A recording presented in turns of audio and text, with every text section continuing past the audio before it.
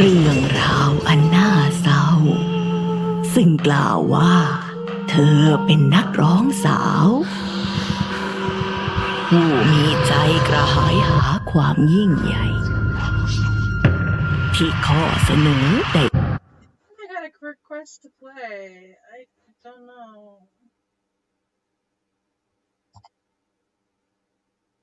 Oh, dang it. Wrong button.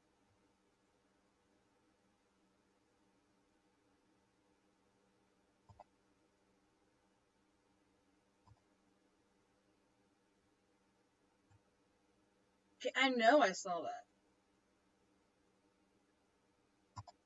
I'm not seeing things.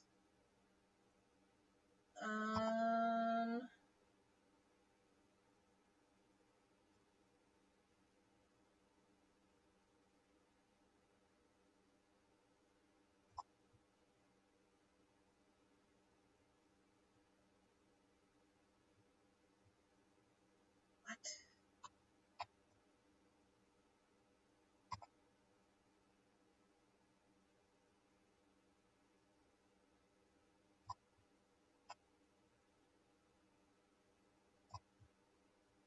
I saw her message, but it's gone. Dang it. Oh well.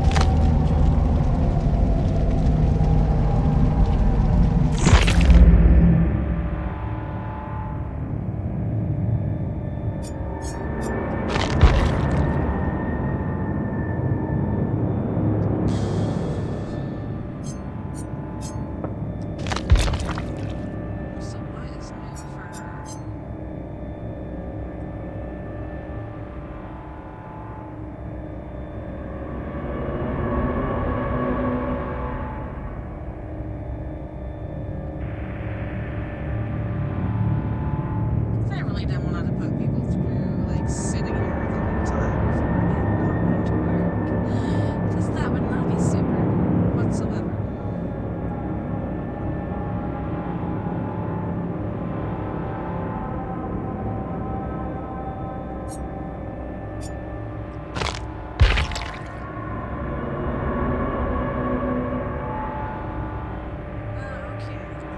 That's too much pink for me.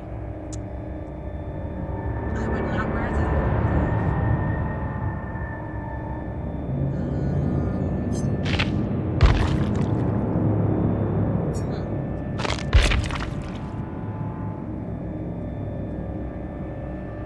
Interesting shirt.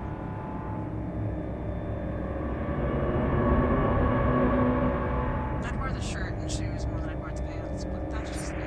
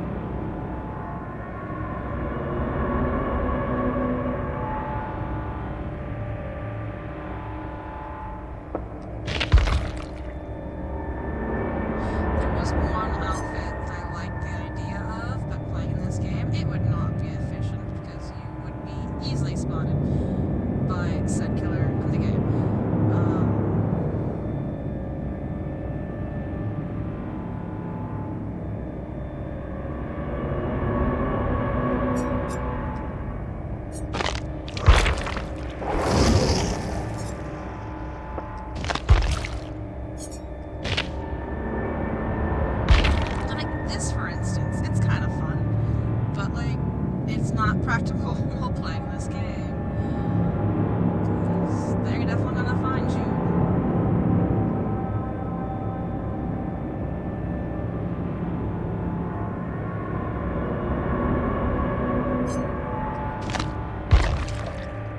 Huh.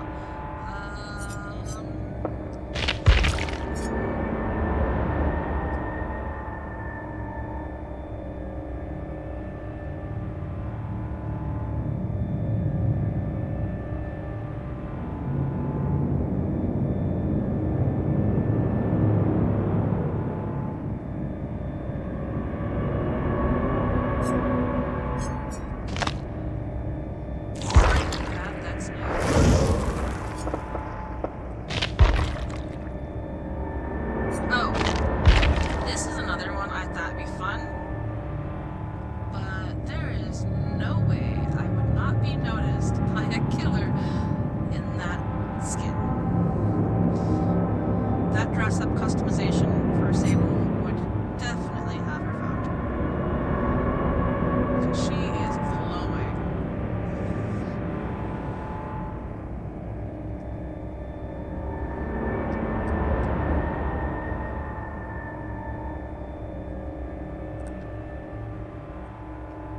That'd be like a fun outfit. But any killer in this game would easily spot you out. No problem whatsoever. The boots not so much though. I don't really care for the boots as much. And as I said, that controller moved on its own because I did not have any of the hand buttons touched. It just did that earlier by itself.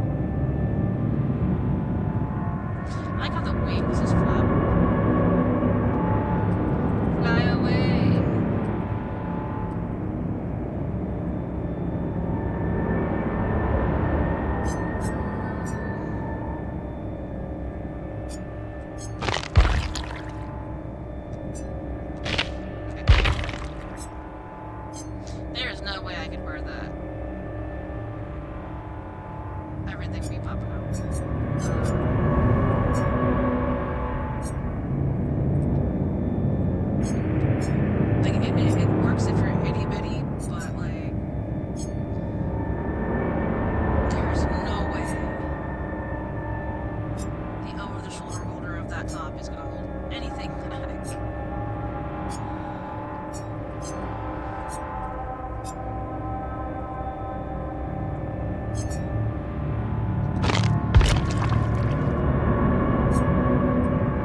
I'm not really seeing anything new for this one.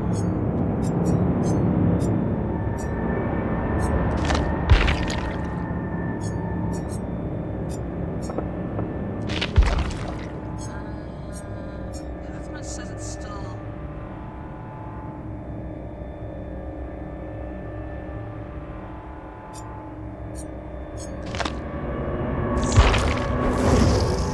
I looked at all the customizations. I guess I didn't.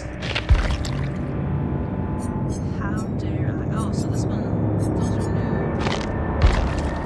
Yes, iconic Laura.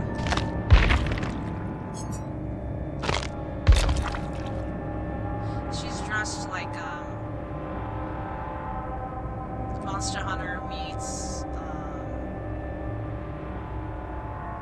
Horizon meets like the Huntress.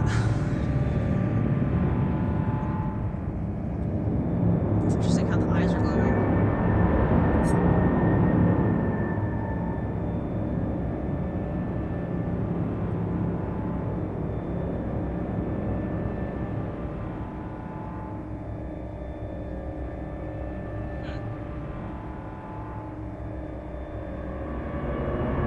I wonder how it would go down if like someone's playing the Huntress with the similar type of outfits with this. And what I mean with like the similar type of outfit.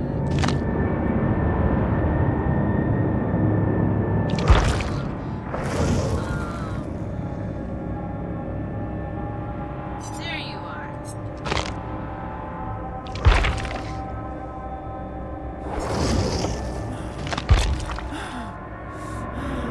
Be like, this is a similar type of outfit. Or this one. It's close enough, but the other one was more like.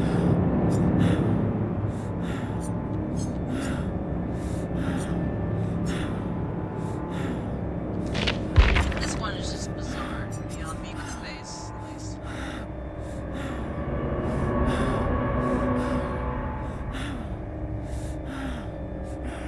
It's like a Wendigo and a bunny rabbit and other speckled had a baby. I don't know. Jackalope. Scary bunny.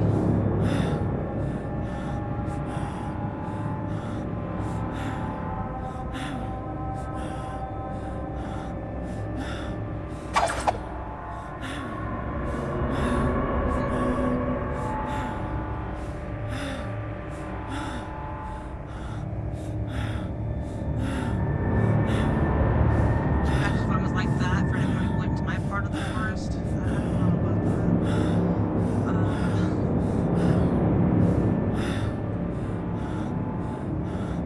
Not that I'm a crypt either.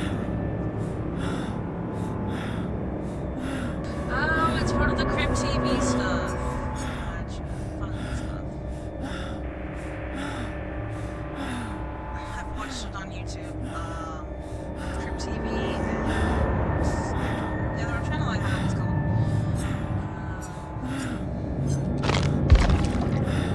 But yeah, this one and the other one. It's kind of interesting.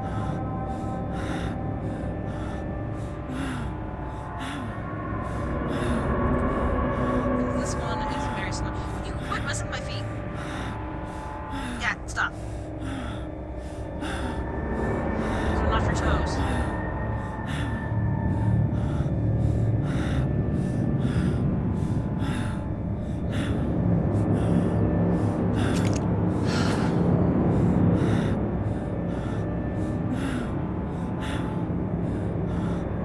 Yeah, this one.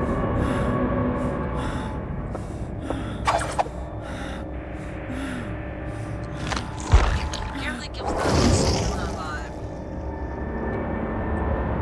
This one's kind of like perky and hi, how's it going?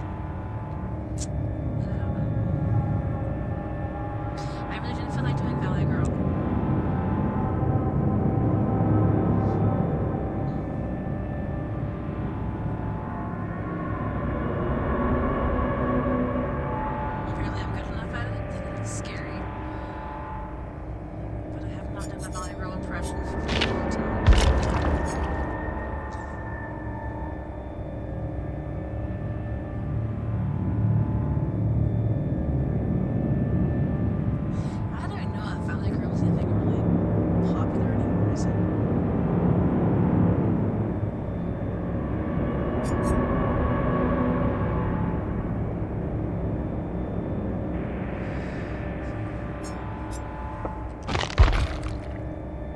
I don't get out much. I don't know.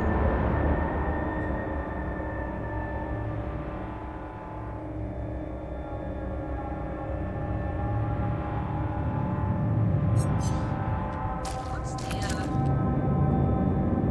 killer of that one?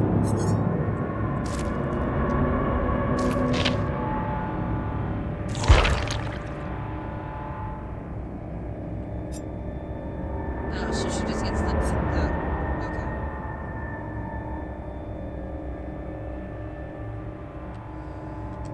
Alrighty.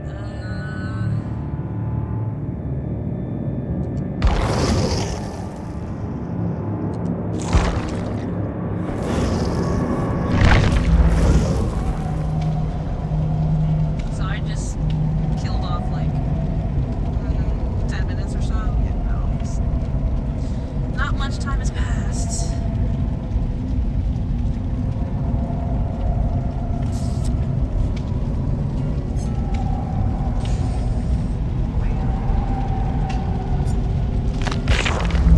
Story time.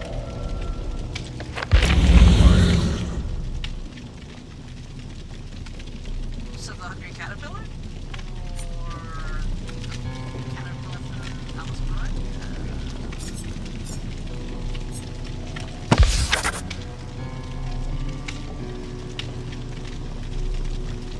Why isn't it playing the story time?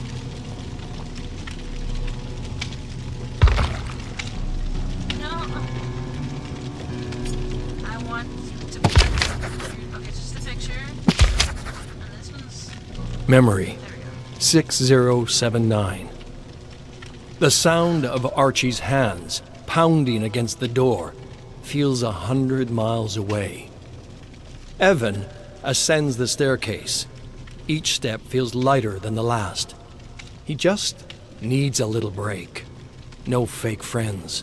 No overbearing boss. No unions. No maggots. No lies. No mine. No killing. He figures if he calls the fire department to let his father out, it would take them a few minutes to get here. By then, he could be long gone. Find a new place to call home. Maybe down the coast. Somewhere a little sunnier. Why isn't the controller working? Go As down. he reaches the top of the stairs, he notices something There. pooling around his feet. Smoke. Pain. He turns around and barrels back down the stairs. The smoke feels like soup as he descends, pitch black and choking. Too thick for smoke. Fog? He can't hear his father screaming anymore. As it chokes out the light, it also seems to choke out sound. Evan calls to his father, but the fog swallows his voice. He lurches forward, arms outstretched. Each step feels like it should be the last, but the staircase keeps descending. Finally, after what feels like a I lifetime, wasn't paying attention. his foot hits solid I lost the ground. place. He places his hands on the wall, feeling his way around to the door. But these walls aren't right. Cold, rough, slick to the touch. The fog begins to dissipate, just enough to see his own hands. Blood. He gasps as the room comes into view. The steel door is gone. The gray concrete walls replaced by rickety wooden boards. Streaks of This is gore like the telltale reach from heart floor to ceiling meets as Alfred exposed pipes rattle erratically. His eyes scan for anything familiar where his father might be trapped. As he reaches the center of the room, his gaze freezes. An enormous Why does it have to be so annoying? Yay! At least the matchmaking crap didn't go up higher with the disconnect, 'cause internet drops here. annoyingly, even if I use the ether cables, or whatever you want to call them.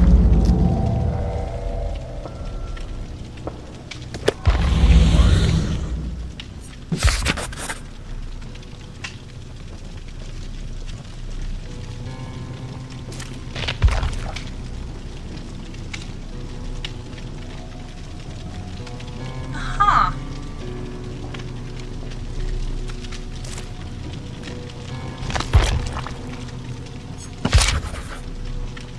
Memory 6080.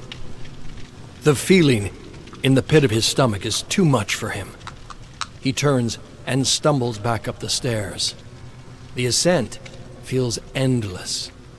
Every muscle in his body aches. His lungs burn. But he pushes upward, out of this basement, out of this nightmare. Sounds like an asthma attack, kind of. At the top, he finds himself nowhere. No mine, no estate, nothing but unending rocky ground in every direction, and that damned fog again. He picks a direction and starts walking. Being young, hunting with his father, getting separated, lost in the woods. Back then, he walked straight until he hit a road, got his bearings, got back to the car, got an earful from his father. His fists tighten. He supposes he'll get another earful when he finds him. Disconnected If again. he finds him. The thought makes his stomach drop. How long has he been walking? He cannot remember. It feels like it's been days. He can barely remember the basement where he left his father, as if he hadn't seen it in years. A smeared, gray memory. But that other basement, it sits heavy, vivid in his mind, as if he never left. He can still count the planks on the wall and those hooks. He could almost hear them, calling out to him. I'm trying not to focus on. He snaps out of his the reverie rooms as a and sharp, sounds. crushing pain shoots It's up his distracting leg. from scrolling He down. collapses, shrieks in pain, looks down. His father's bear trap. He shouts out again, frustrated. Who did this? The same person who brought him here? Who separated him from his father? He pries it open, wrests his ankle from its grip. Blood gushes from the jagged wound. He looks around again, desperate for some sign of humanity. Nothing. I'll die here, he thinks. I just wanted to get away. He drops to his seat, wraps his arm around the trap, and passes out as the fog muffles his pained screams.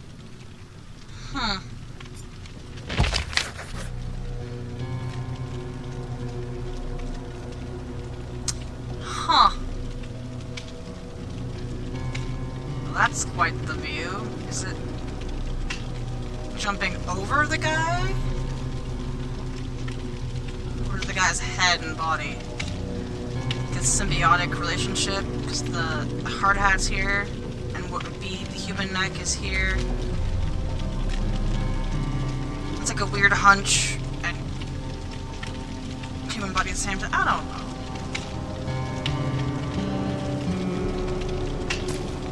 It don't make no sense with that anatomy. And that one person for sure. Okay, how drastic is it? A little over a half hour.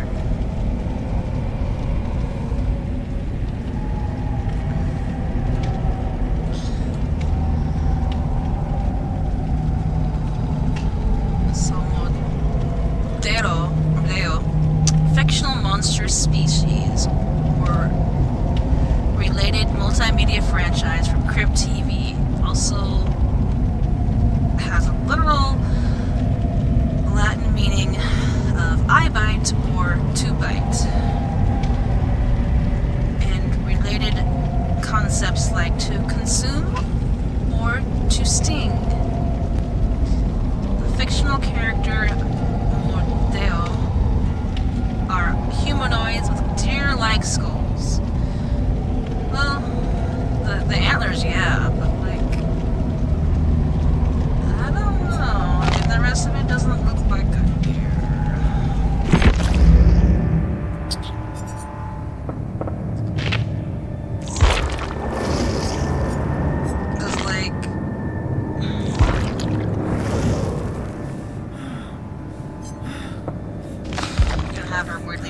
background.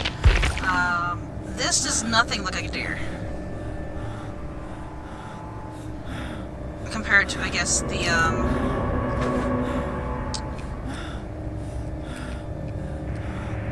yeah, the mouth's a little bit different compared to the character on Crypt TV, because it's not as protruding out as a muzzle as the character on Crypt TV is. Because this one, it's got more of a humanoid plane of like the profile compared to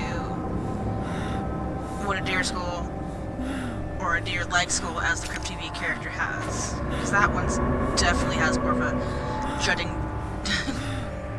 juxtaposition where it's sticking out quite further. It protrudes a lot more that way.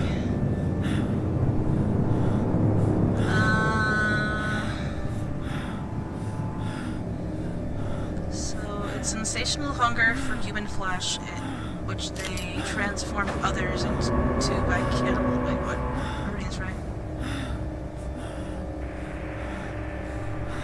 Yeah, it says which they transform others into.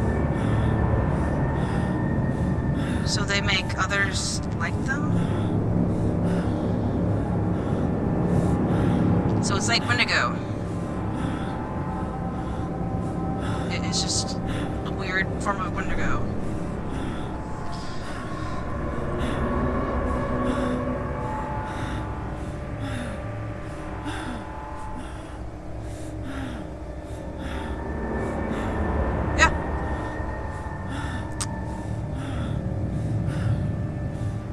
It's just their version of the Wendigo.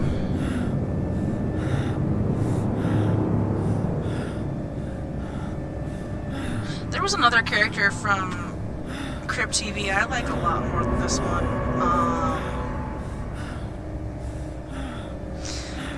I can't remember his name.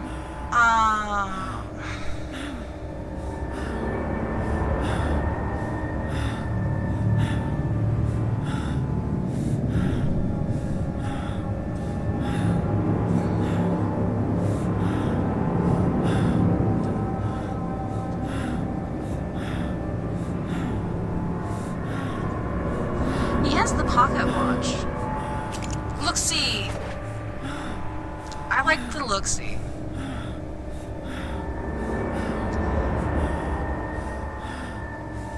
Miss Anony was interesting.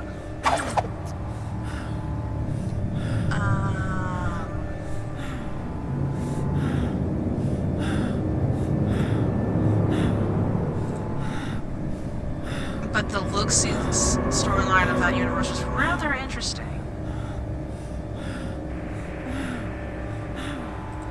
That's just me. I'm kind of a weirdo that way. I don't know. It kind of reminds me of something you'd expect to see in my childhood at night.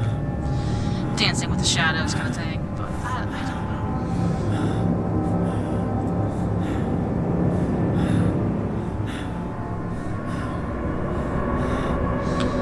Okay, I'm getting annoyed with his breathing.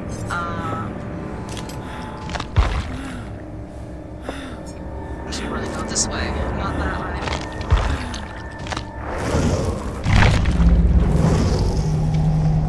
Still too long to go.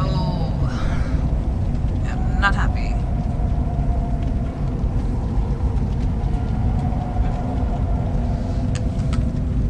I guess I'll continue with story time then. The question is which one to play.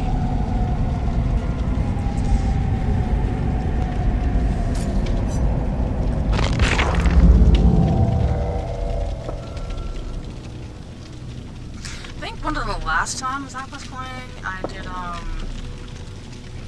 the first one? Which I have the challenge that I have clicked on. That's not what I wanted. He moves through the death and decay of the void. He doesn't remember his name. Everything's a blur. He feels pain in his stomach, in his arms, in his veins. He needs to find one of those flowers. The nectar, the sweet. Claudette is 7 years old and feels alone, very alone. Yes, her parents love her. Yes, they want the world for her. But the world doesn't want her. Or at least that's what Claudette... Yeah, I did play this one. Pretty sure. On one of them.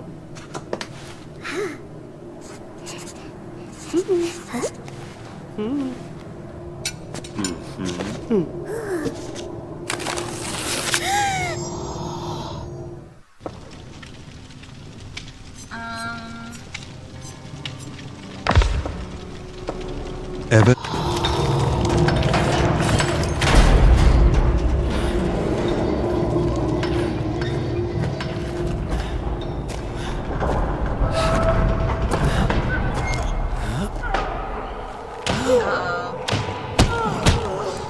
Oh, wow. What's his face inspiration with his dad?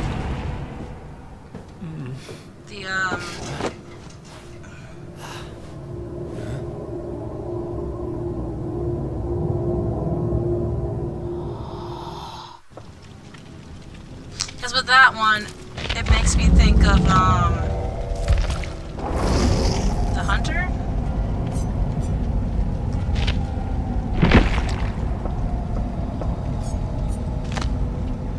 Can't really see him here.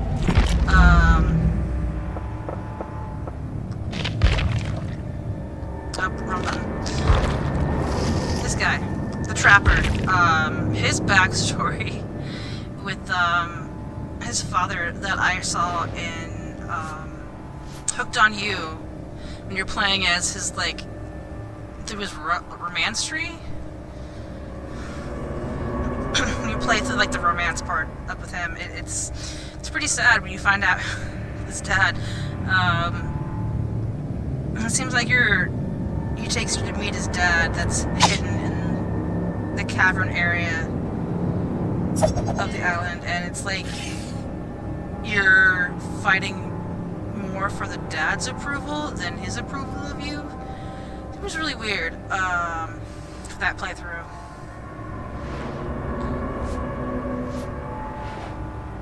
Unless there's like different outcomes for the playthrough with each killer, I don't know. Cause like, I think I had the only ending available for the trapper. Unless each killer has different endings for themselves each time you play through the... I don't know. In that game, though, I played through with the with him and Huntress and the Spirit. I don't think there's a playthrough to play with, what's his name? Good old, what's his name? This guy. He pops up, the Trickster pops up a lot when you're on the island, but I don't think there's a playthrough with him. Boom! He pops up and has like these weird interactions which may or may not get you offed while you're playing the romance thing on the island. It's kind of like Love Island with like the killers. It's weird and fun in its own way. I don't know if I streamed any of that.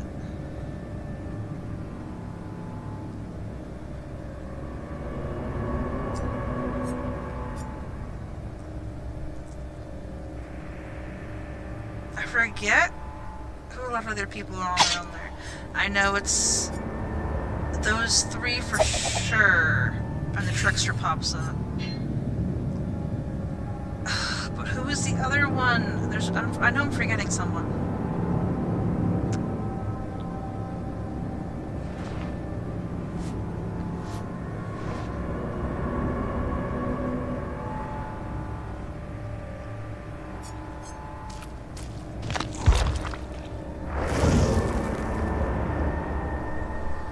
Who am I forgetting?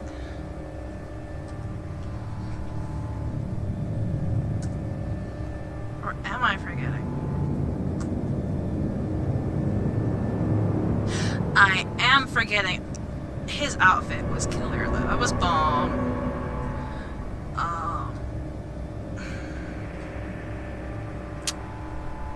What What is his name? It's two guys and two girls. And the trickster pops up. And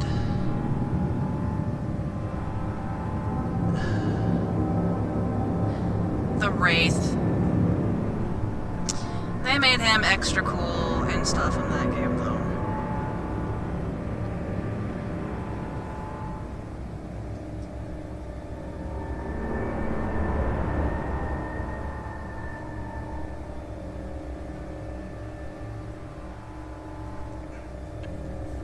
One thing I do liked, though, is that her outfit in the game is also in this game. And how do you not love that?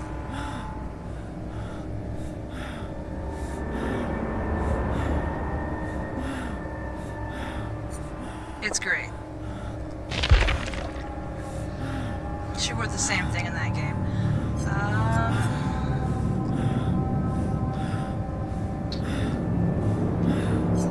I do wonder about his, though. Is his swimsuit in this one?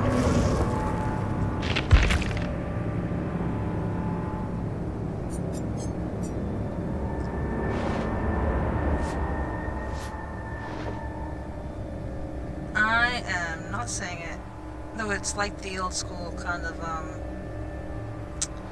striped, is it 30s, 40s, some suit? I don't know, it's really, really old.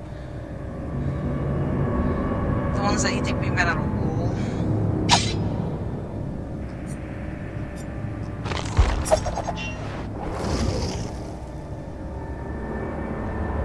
Huh. In this image, it looks like he has a bolo tie, kind of like the colonel and whatnot. But it's, I guess, the sides of the tie. He kind of makes me think of like a doom demon mixed with one of the people you have to off in, what's that called? Dishonored?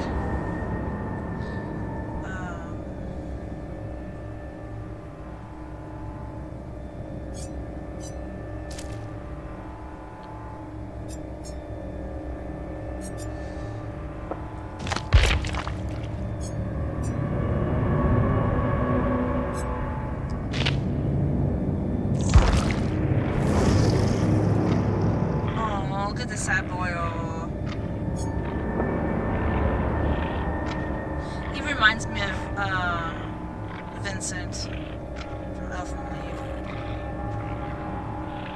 Or Ergo Proxy, I mean. I couldn't think of the name. I think too many blonde moments.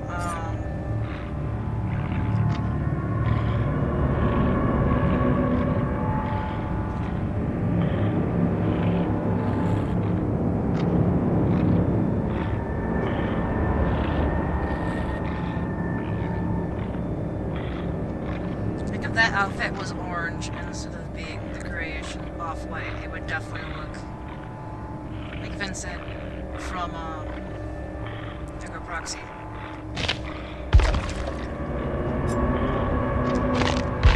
He's in his Ergo Proxy god form, wearing his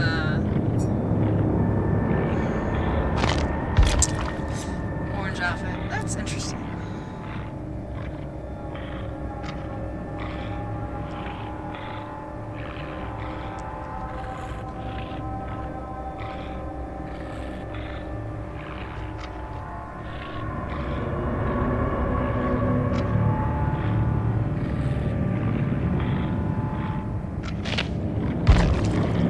Like a refuge, and everybody who immigrates in is wearing like the worker status below kind of like gear, which is like the orange kind of weird outfit with the KB. It's like a jumpsuit with the shawl cape like this, but it's all orange. And that's what the Wraith reminds me of.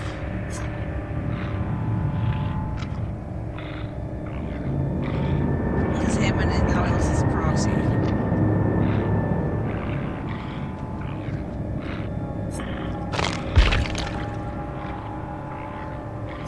It's got the same look, except for the eyes need to be a little bit more, like, bigger and just more daunting and have that, like, white flowingness there. It's very much... very similar.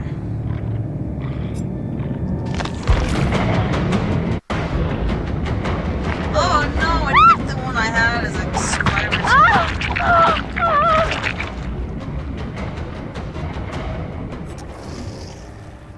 Alright.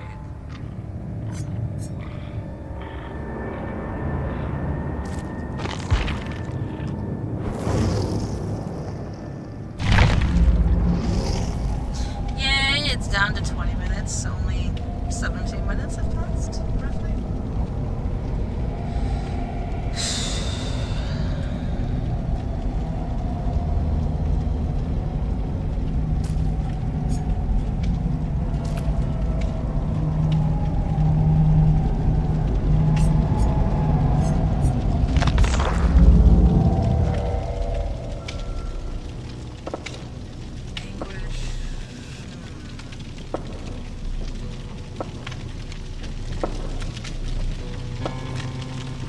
I like how you hover over them and it makes like a creaking kind of like, I don't know, it's like you're walking over the floor or just something's coming toward you.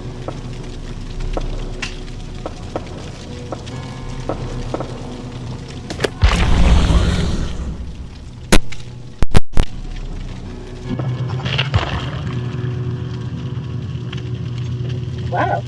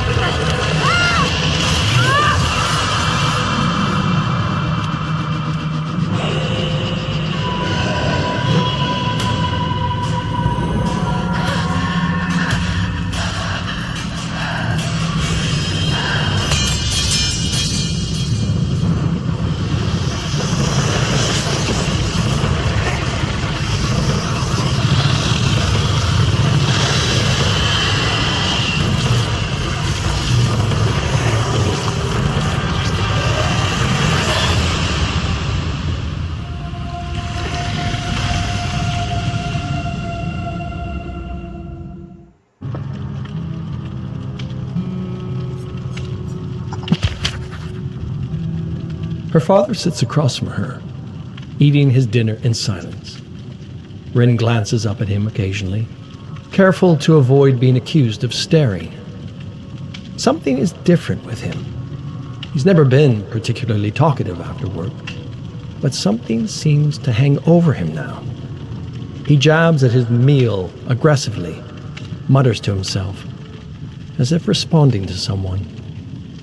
Her mother acts as if nothing is wrong, asks Rin how her day was. It was good. She moves a piece of meat from one side of her plate to the other. A lie. But the last thing her mother needs is another thing to worry about. She hasn't been herself lately either. She struggles to wake up, and Rin has heard her crying a few times. After eating, she clears her dishes and sits back down to complete her homework. Have you practiced today? His voice makes her wince. Each syllable is staccato sharp. I will after this. For a moment, his face contorts into one of rage, but he represses it almost immediately. But seeing to it that you do. Rin sits on the wooden floor. The walls around her shift and warp. Rain falls on her head despite the ceiling above. A crash, like thunder or a car wreck, rings out from behind her. She whips her head around. There's now a door where there was once a wall, and standing in the doorframe, a figure with a sword. Rin leaps to her feet and begins to run. The ground turns from smooth wood to slick poured concrete, and every step takes all her focus to avoid slipping. She hears a faint hissing above the sound of her footfalls. She glances over her shoulder. The figure is gaining on her. A gnarled root cracking through the concrete catches her toe, and Rin tumbles to the ground. Pain crackles through her elbows, her knees. She tries to crawl away, but a hand grabs her ankle, pulls her. She rolls to her back, throws up her hands in a feeble attempt to defend herself, looks up. Her father. It's definitely him, but it isn't. His face is twisted, contorted into a foul grin. He takes the sword and holds it up, just as she learned in her classes, preparing to deliver a killing blow. The hissing is overwhelming now. His mouth is moving, but she cannot hear words, only hissing. From the darkness behind him, she sees a great white form moving with terrifying speed. She tries to point to warn him. He just grins, sword over his head. It comes into view, and her arms fall. A snake. She tries to scream, but no sound comes out. She watches as the snake swallows her father whole, sword and all. Rin gasps her air as she awakens.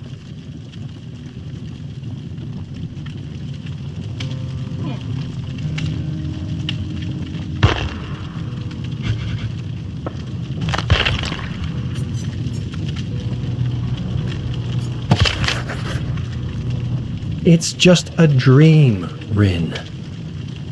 Her mother's voice is weak, but reassuring. Rin sits on the floor beside her mother, who is laying in her bed. It didn't feel like a normal dream. Rin pulls her knees to her chin, hugs them. She's never taken a day off school, but she slept so little last night that she feels like she might pass out on the bike ride there. Her mother sighs, partly exasperated, partly from the pain. I used to have nightmares too. Really? What were they about? Oh, lots of things. About your father losing his job, about losing you. Sometimes it's your body's way of telling you that you're under too much stress. What did you do to make them stop? Well, nothing. I suppose my brain accomplished what it needed to, work through whatever was bothering it. Rin looks up at her mother, who is rolled over to face her. She smiles, despite clearly being in great pain just being on her side. Of course, the spider dreams never stopped. Spiders? Yes. Big, hairy spiders with big googly eyes dropping from the ceiling. Her mother reaches out and grabs the top of Rin's hair, ruffles her hair with her fingers. Rin jerks away, giggling. Mom! Rin, I want you to do nothing today. No homework, no practice, just let yourself relax. I promise, this will pass.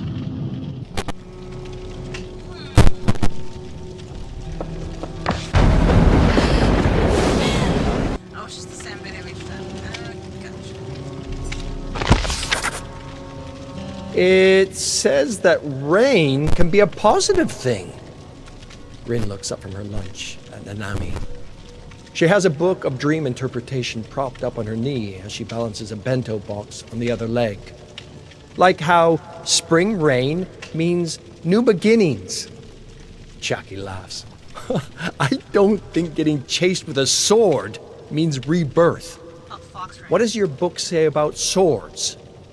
Nanami awkwardly flips through the book, nearly spilling her lunch on the floor.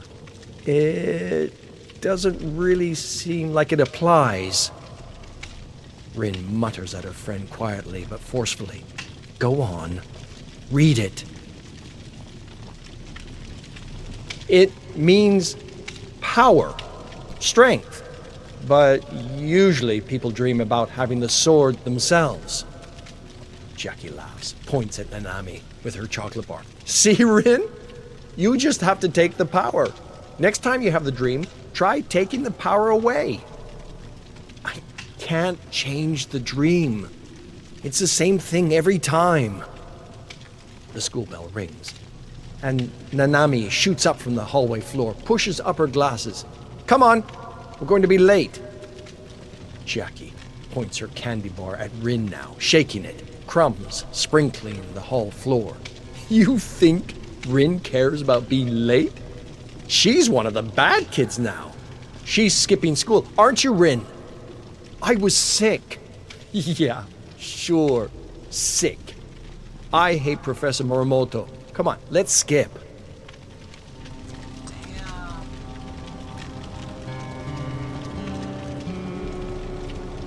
Calling out, saying she wasn't well. Or that she wasn't well, but actually she was not doing well. Some friends, man.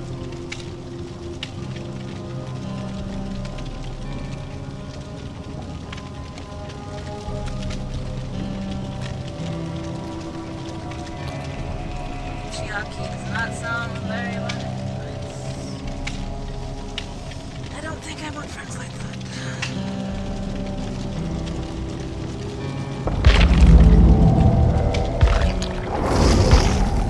Dang it. Still got too much more time. Fine.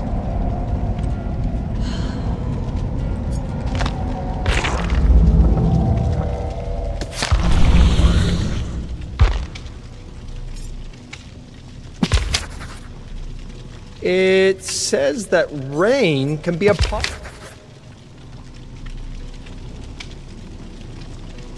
Huh.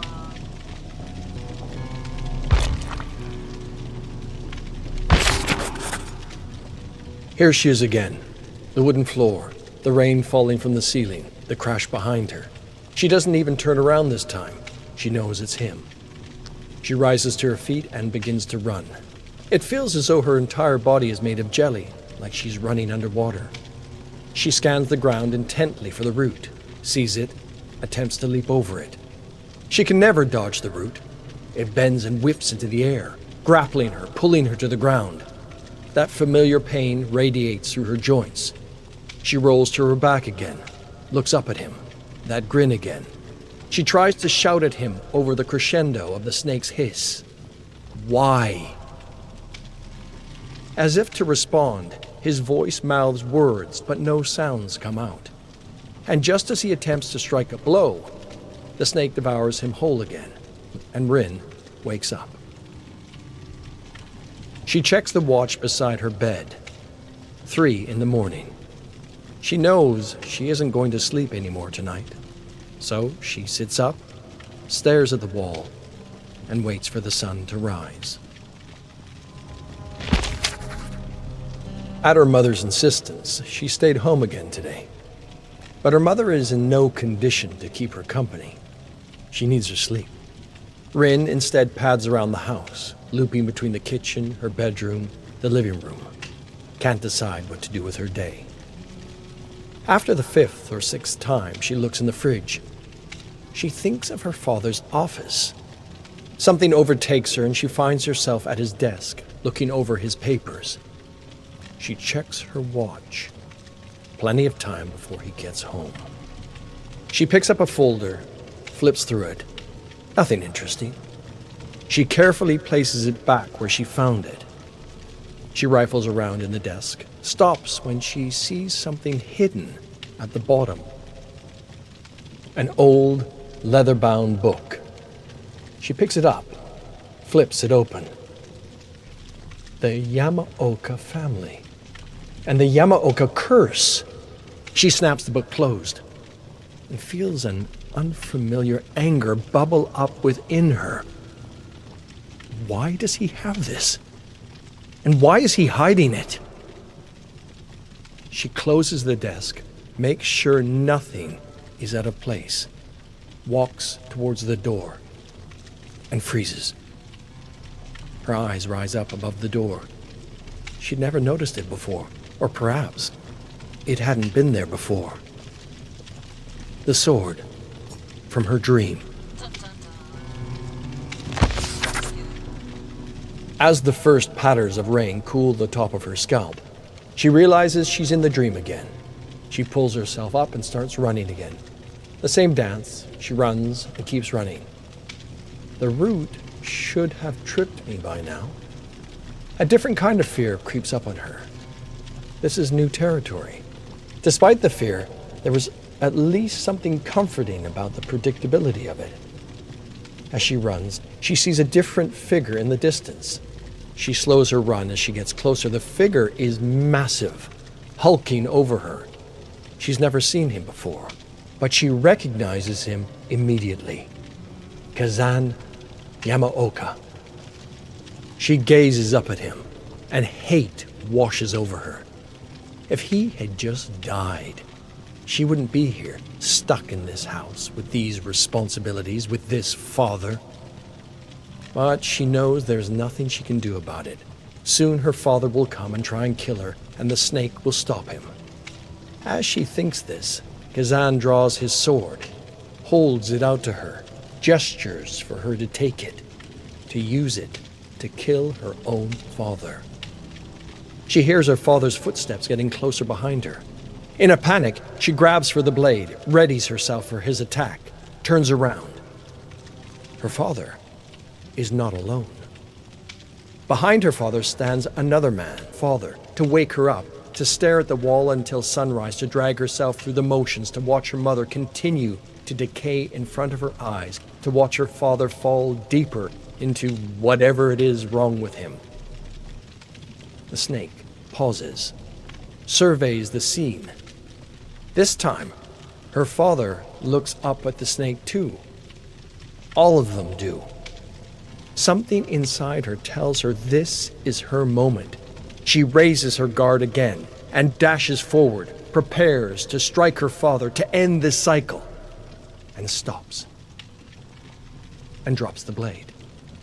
And everything goes dark as she is swallowed whole.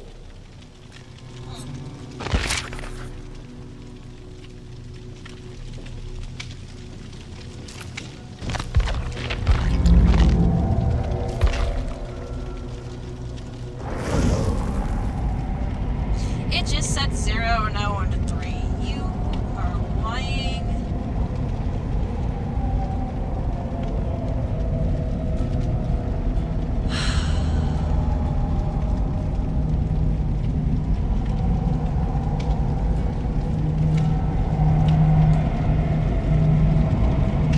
What a pain.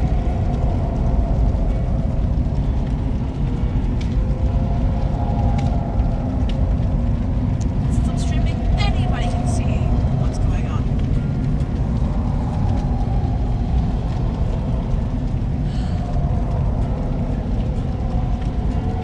It's not that it matters.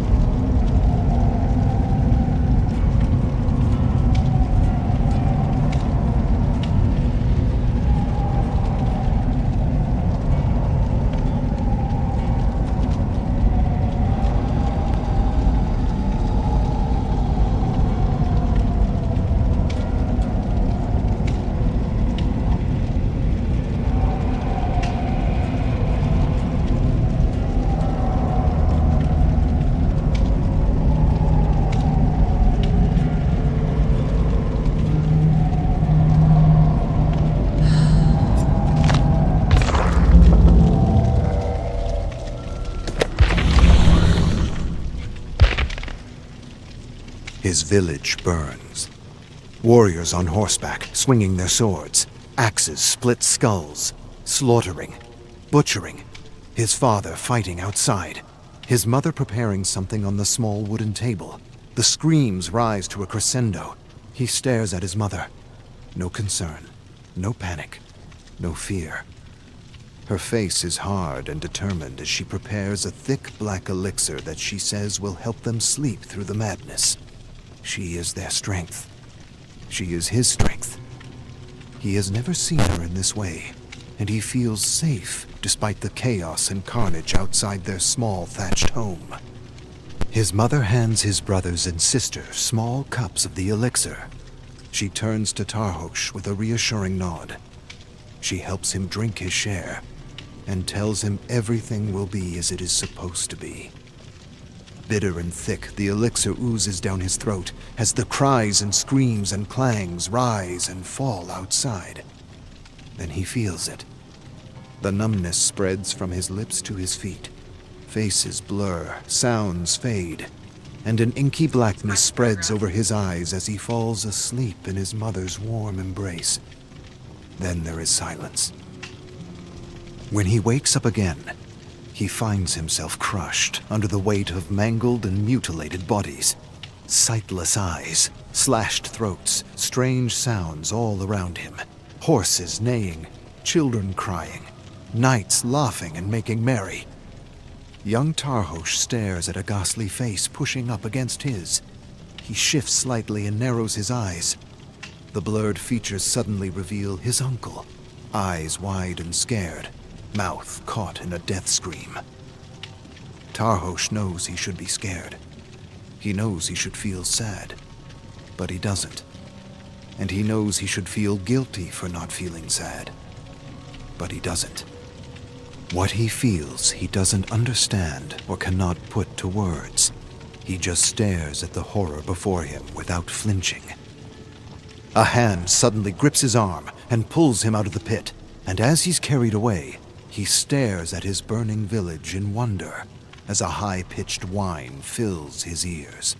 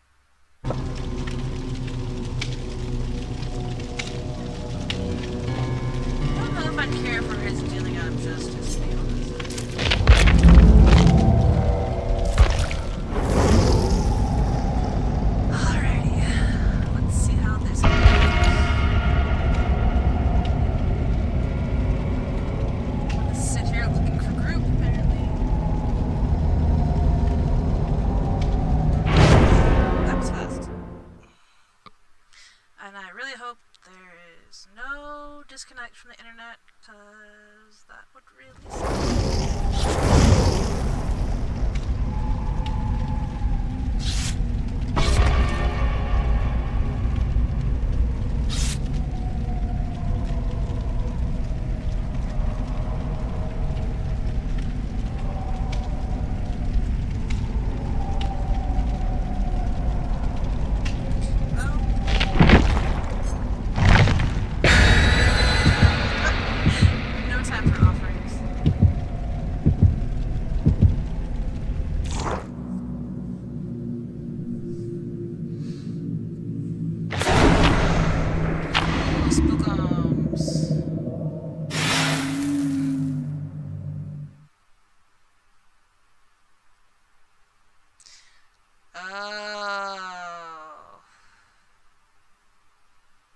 But I said I didn't want to be handed justice by him.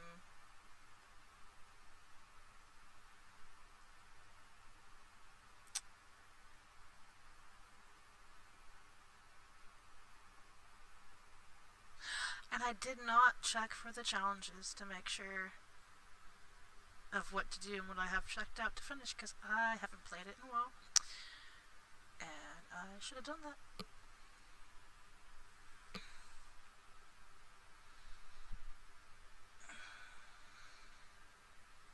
Woulda, shoulda, coulda.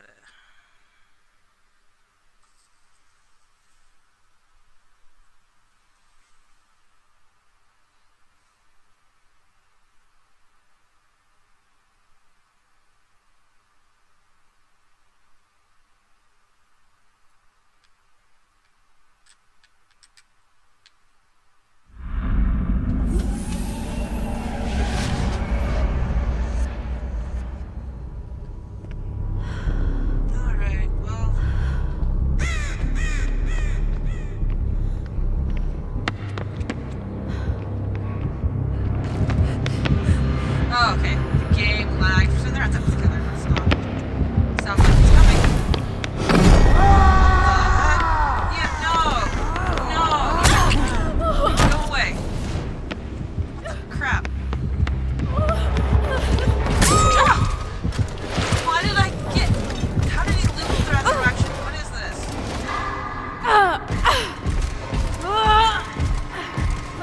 He was behind me and he ended up beating that no.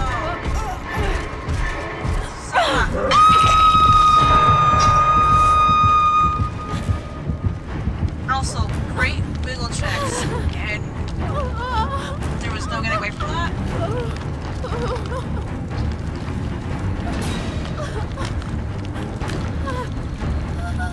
Am I seriously lagging? Oh, you got someone else real fast.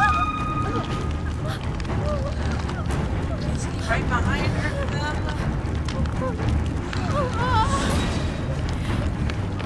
He has to be close by. Thanks, bud. No, I don't want to be healed here. No. No, no. I'm running. Get away. I am not staying. Oh, he can... Oh, no, no, no. No, no. I'm not happy with that.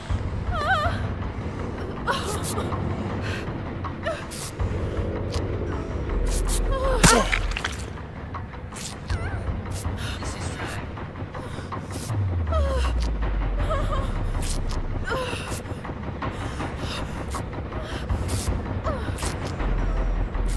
What is that? What's her namesake? I don't know if I want to ask what the green monster is.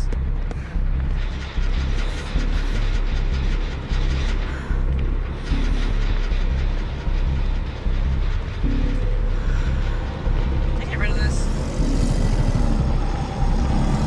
Apparently not. What is snarling? Ah, of course. Of course you have to come find me like this. No. No, you can go away. Oh. Yeah, no. Do not target me. Leave me alone. No, stranger danger.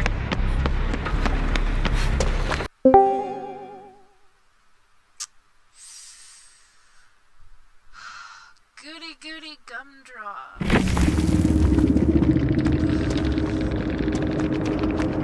Not on purpose. Stupid internet.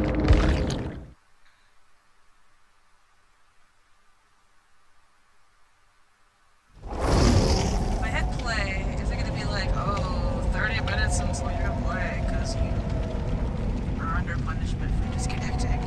I did not leave the game. An hour?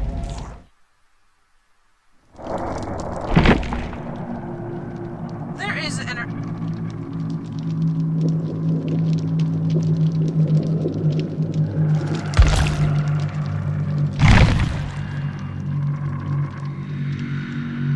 You've got to.